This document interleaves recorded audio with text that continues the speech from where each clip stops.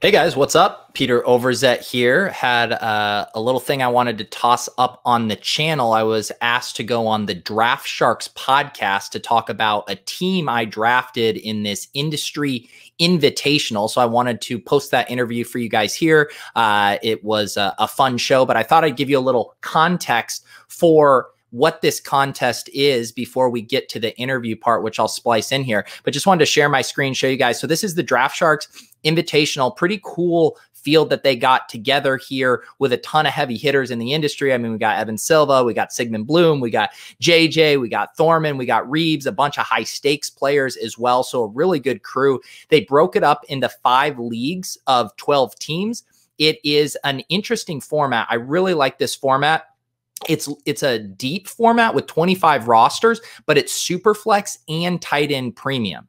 So basically there's so many things you have to cover with your build very early on, or you're going to be weak somewhere. You kind of have to pick your poison. So I really like the strategy. We got $2,000 grand prize to first place, $250 to each league winner. And of course, I probably wouldn't be talking to you about a random best ball invitational draft unless I was doing well in it. And so we have the leaderboard here. I'm currently sitting in 3rd place out of all of these teams. Like I said, a ton of heavy hitters in here. Jay Reed and Scott Connor holding down 1st. Matt Schauf from DraftSharks sitting in 2nd. And I am here sitting in 3rd place and actually leading my division right now. And I figure I'll show you guys my draft and my team real quick, and then you can hear me talk about it with Adam and Mike Shop over there on the channel. So this draft was interesting. I had the 4 spot. And I ended up drafting Dalvin Cook as kind of my anchor running back. And then I wanted Mark Andrews as an anchor tight end in the tight end premium. And then I also was really wanting to prioritize my quarterbacks in the Superflex. I wanted to make sure I had 3 high ceiling quarterbacks. So I got Kyler Murray, which has obviously worked out well, Carson Wentz and Ryan Tannehill.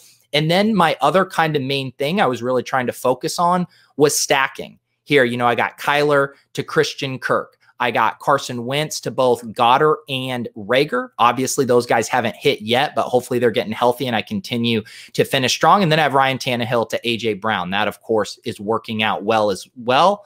And then the other interesting thing about this team and what has really propelled me is it is, you know, what we would call the modified 0 RB build, where I take Dalvin Cook and then I waited for a long time. But my saving grace here, in the 24th round, I drafted Mike Davis, who obviously his production after tonight, if you're watching this, I'm recording this on Thursday before the Panthers play the Falcons. Mike Davis obviously going to go back to the bench here more or less once Christian McCaffrey returns. That said, I still have some nice things breaking my way. You know, we got Dalvin Cook coming back after his injury. Zach Moss is now playing more. And, you know, look down here too. I stashed Eno Benjamin, whose role should be increasing now that Kenyon Drake is out for a while. So I really like how this team is shaping up. Like, injuries are really breaking in my favor too. You know, Dallas Goedert's going to return soon. Deebo Samuel's injured, so Brandon Ayuk is stepping into a bigger role. Jalen Reagor's returning soon. Odell Beckham just went out, so Jarvis Landry is stepping into a bigger role. So this is, you know, my overall team here, so you guys can get a peek at it. And again, there's no waivers in this. This is all best ball, so I can't do anything with it now. It's a set it and forget it. But it was really fun to draft such a large roster and to kind of insulate yourself from these injuries. Just because I had Goddard and Rager go down, I wasn't sunk because I had these other depth additions here to kind of buoy me. So I just wanted to give you guys a little frame of reference.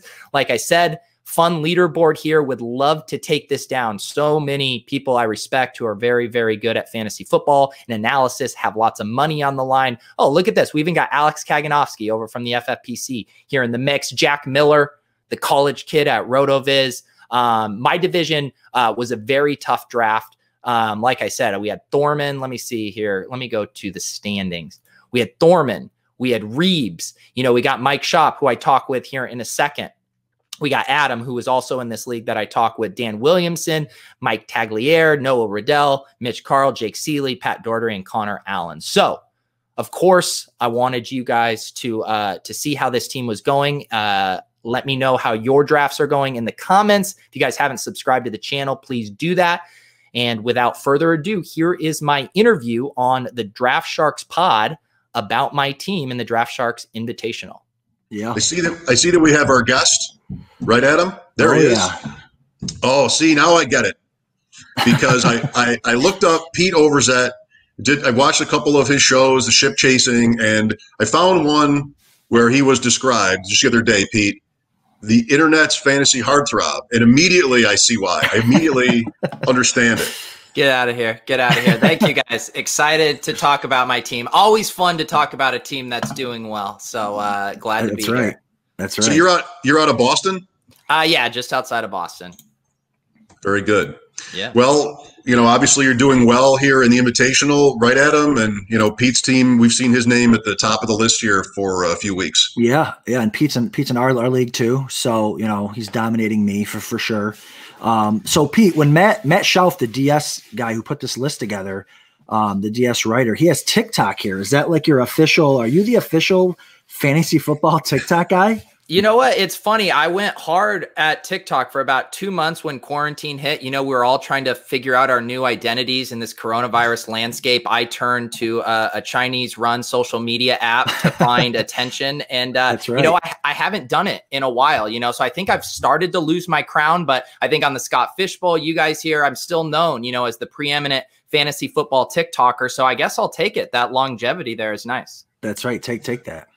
And you've got a big DFS profile. How much are you one versus the other, DFS versus, regular or standard fantasy football? Yeah, I feel like I'm pretty even across the board. In a bunch of the FFPC leagues, 3 main events, a bunch of football guys ones, do all these best ball drafts, and then I play a decent amount of DFS each week. And so, I kind of like all the different facets. I like doing dynasty and best ball in the off season, get all the drafts in July and August, and then get really heavy into DFS in the season. So I enjoy it all. Well, again, we've mentioned again today how your team is doing well here in the Invitational, 3rd overall and 1st in our division. Adam and I are in the same division with you, as Adam has said. What do you remember? This was an early August draft. And as we take a look at that board and you look at that team, what do you remember about your strategy that night, or just like how things fell for you, if anything? Yeah, so I really love this format, and I was fortunate enough, my buddy John Solis, who does stuff over at RotoViz, he had put together a best ball draft with these exact same settings, not quite as deep as far as roster spots, but we had done that just a few weeks before. And so I had been doing some reading on it. Blair Andrews at RotoViz too had done stuff looking at win rates for these Superflex best ball leagues too. So like one thing I really wanted to do was prioritize quarterbacks early here, even though I knew you could get some values later. And then I just love this format because it forces you to sacrifice something early on. Like you can't with the tight end premium and the quarterbacks, you can't, just go after everything and be robust everywhere. And so I have a tendency to not invest a lot of capital in running backs early. And this kind of format actually really justifies it because I was able to take one up top. And then because I had all of the bench spots to work with deep,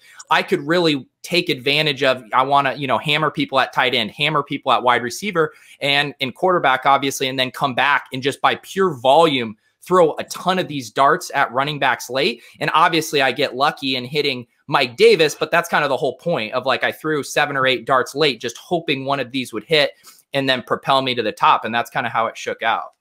Yeah, that's interesting that you bring, because I did want to ask you about that, because I know you're one of the 0 RB guys and you're the second person. Scott was on last week with us. They're in first place.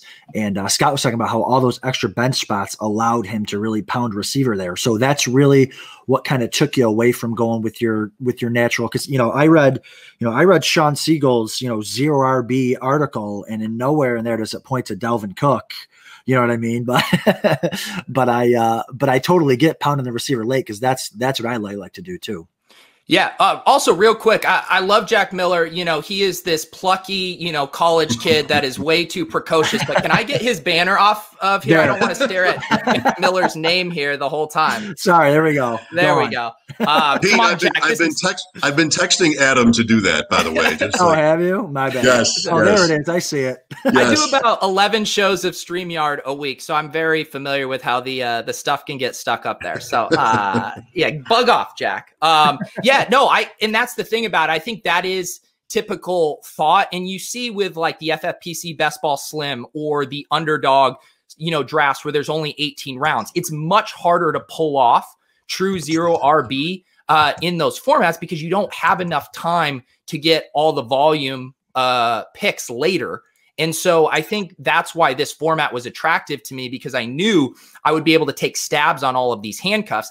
And it's interesting because Mike Davis is a guy that I wasn't drafting in 18-round best ball contests because, there were just other handcuffs there that I liked better. And I think there was uncertainty heading into the season. Was it going to be Reggie Bonifon? Was it going to be Davis? But then in this format, we could really stretch our, muscles as far as what handcuffs we drafted. And now you see, like, I took Eno Benjamin, who looks like he's going to step up and be the handcuff here behind Drake. I have Rashad Penny, who when he returns, he could be the second guy here in the mix. So I enjoyed this format of getting to go a little deeper with these running back scratch offs.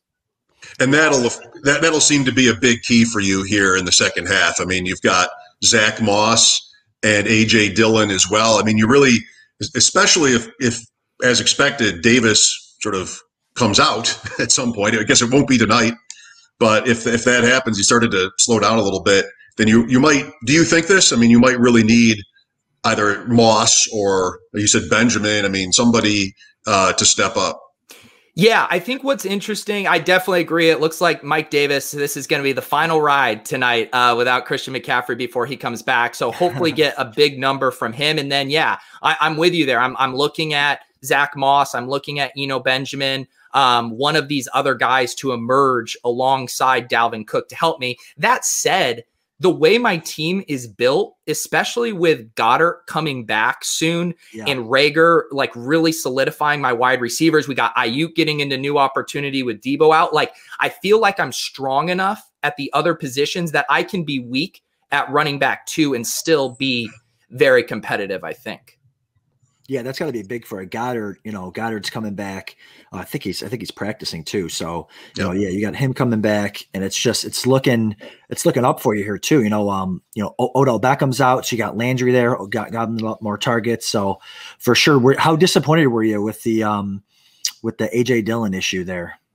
Yeah, he was a guy that I prioritized. What round did I take AJ Dillon in this? 15. Yeah. So there wasn't a ton of risk baked into that price, but to me, they invested draft capital in him. I think the thesis of the play doesn't look as good now that we've seen Aaron Jones go out and his role didn't expand significantly. Yeah. But he's the kind of guy, as a prospect, he looked like a poor man's Derrick Henry from an athletic standpoint. And then you say the Packers, want to run more, and then they draft this guy with a decent amount of capital. I think he was a good zero running back flyer, but yeah, he's not a guy I'm holding out much hope for having a big role this season at this point. So what you're saying is you were staring at those pictures of his quads in the offseason that were going around. Holy cow. I know. Yeah, that we've come a long way from the preseason photo hype. It's gross. Pete, how about your team at quarterback? One thing that is similar to last week's guests and the overall leaders in Jay and Scott is the early push on quarterback. You both have Kyler Murray. We talked about Murray on last week's show. And then you've also got Ryan Tannehill and Carson Wentz, and they've both been their own stories. Tannehill is everybody's so kind of blown away with how well he's doing again this year. And the story with Wentz is, the Eagles, but you're still getting fantasy production there. Do you remember having those guys as preferences, or were they in sort of tiers for you? How did that play out?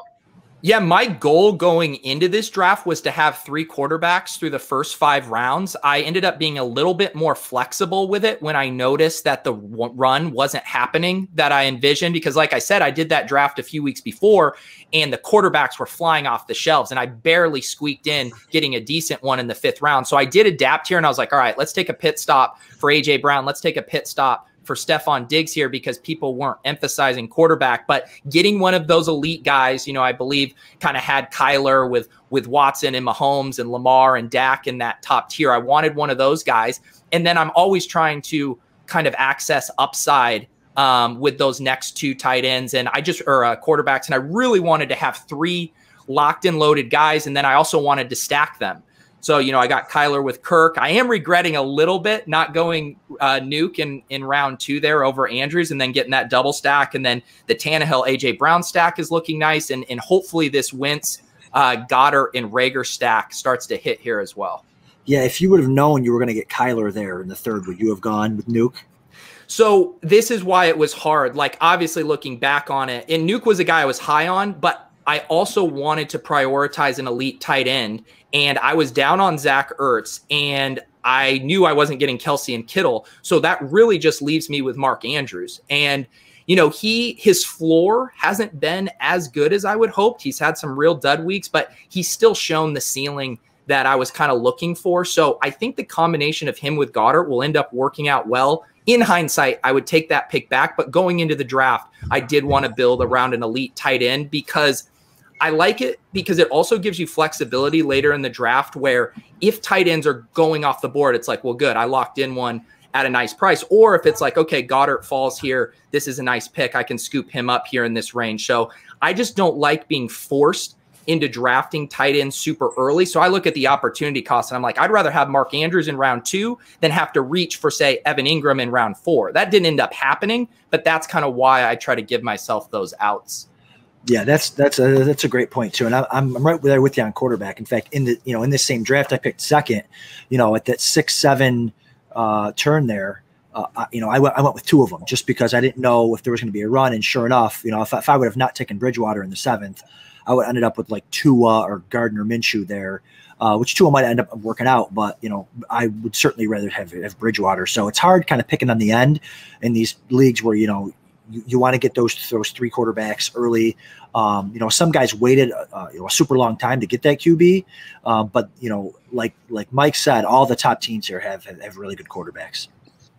For sure. I might end up losing Minshew. I don't know. It sounds like they're about done there. Mine are Carr, Matt Ryan, and Minshew waiting a little bit longer than you guys from the 7 spot. And I don't know. It sounds like they're about done. Does it sound like that to you guys? You know, they said it. It almost, to me, it feels like more of a motivation technique. It's really hard to see how, you know, Glennon would unlock this offense more than Minshew. So I did see that report in some Superflex Dynasty leagues. I picked up Glennon on a lark, but I'm still actually skeptical that happens. Well, for all your Visca shares, right? I mean, you gotta have your boy Gardner in there.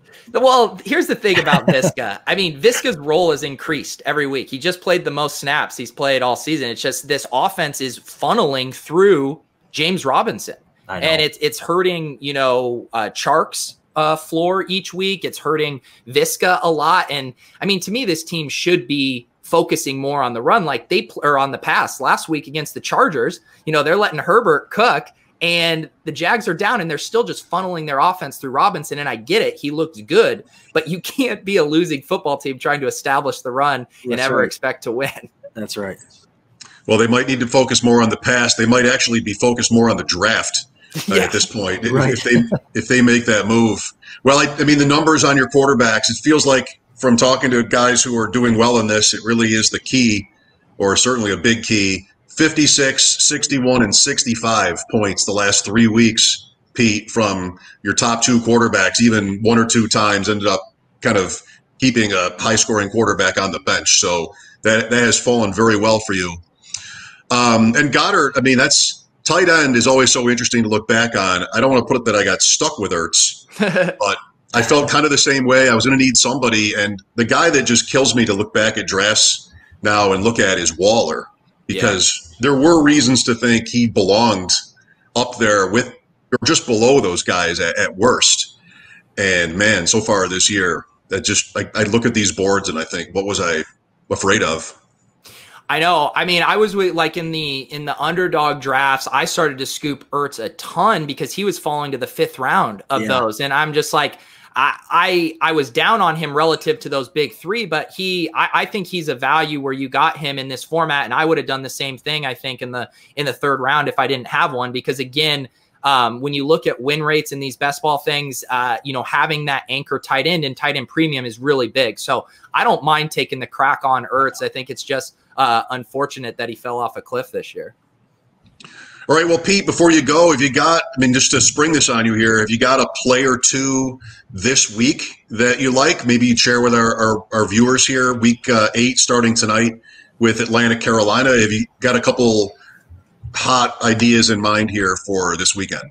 Let's see here. I'm pulling up my my DFS spreadsheet. You know, we're still early in the week here. Obviously, we have these kind of injury situations. I'm really curious to see if Carlos Hyde practices today. There's like conflicting reports from the team where he didn't practice yesterday with this hamstring, and then Pete Carroll saying, "Oh, it's just a minor thing." So I really want to see if he's practicing, because if he doesn't, I mean, DJ Dallas is almost the last man standing there. Another rookie running back who could be stepping into big opportunity. He's only $4,000 this week in DFS and was a fairly popular ad in season-long league. So he's a guy I'm paying attention to a lot. And then, you know, if we're talking some like deep guys, I had mentioned this guy on the Swolecast show I do yesterday. He's $3,000 this week. Marcus Johnson, wide receiver on the Colts. Yeah. His role keeps growing week after week. I don't think anyone's going to play him. And he's a really cheap guy that has looked pretty good so far. So those are a few guys I'm thinking about right now.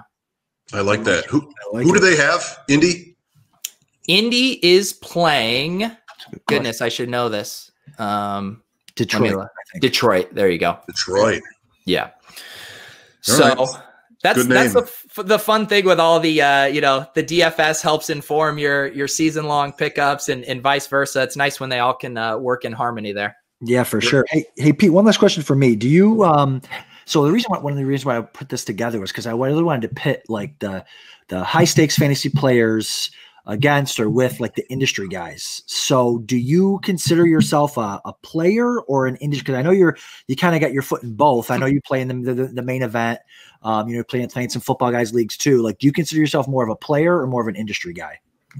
That's interesting. I guess I haven't given that question a ton of thought. I guess I would consider myself a player, I guess. Yeah. Cause I do think in general, like the idea of having skin in the game is important as it informs like what you're saying. Like, I like being able to go and talk about guys that I'm actually going to be putting money on. Yeah. And that's not a discredit to people that don't play ball. I think that the information that those guys provide is incredibly valuable, and it's stuff I use, but I think just in my ideal mind's eye, I would rather fashion myself as a player with skin in the game.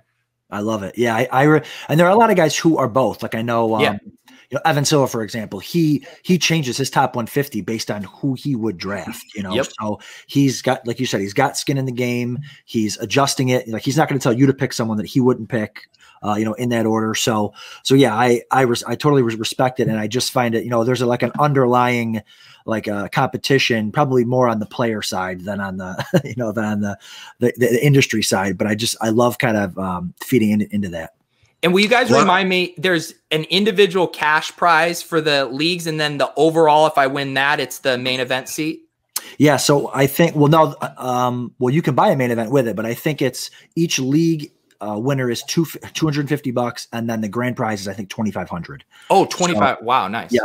Yeah. So you can buy, you know, almost 2 of them with that prize. So, yeah, we want to give a little, put some skin in the game to get some guys, you know, in there competing at their best. So, well, I was just starting to like you, but now I have to think about that money. Now it's going to become. Well, I was staring at your team early in the season too, because you were at the top of the leaderboards there for what, like the first 5 or 6 weeks?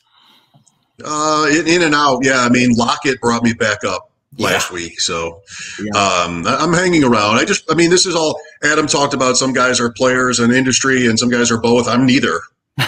Is that what we decided at? I'm kind of neither, but I'm flattered to be included, and I like how it's going. So it's been a lot of fun to meet guys like yourself, Pete, and Adam, and sort of be in this world. So I'm grateful. Yeah, I'm looking at your team right now. I mean, some of your late picks, Boston Scott, Joshua Kelly, those things, and I mean, Robbie Anderson. Talk about the smash of the draft. It seems like your main issue right now is just going to be tight end. But if you can get, you know, maybe some miracle weeks out of David Njoku, you're still going to be looking really nice. Thanks. I hope he gets traded. Yeah, that'd be good. I almost don't even care where. You know, I think Bryant's good there, so I don't know if they need Njoku, and Hooper will be back. So I hope that he sounds like that's what he wants. I hope he gets his wish. So anyway, Pete, great to connect with you through this and talk today. Thanks for your time. Thank you, guys. I appreciate you having me.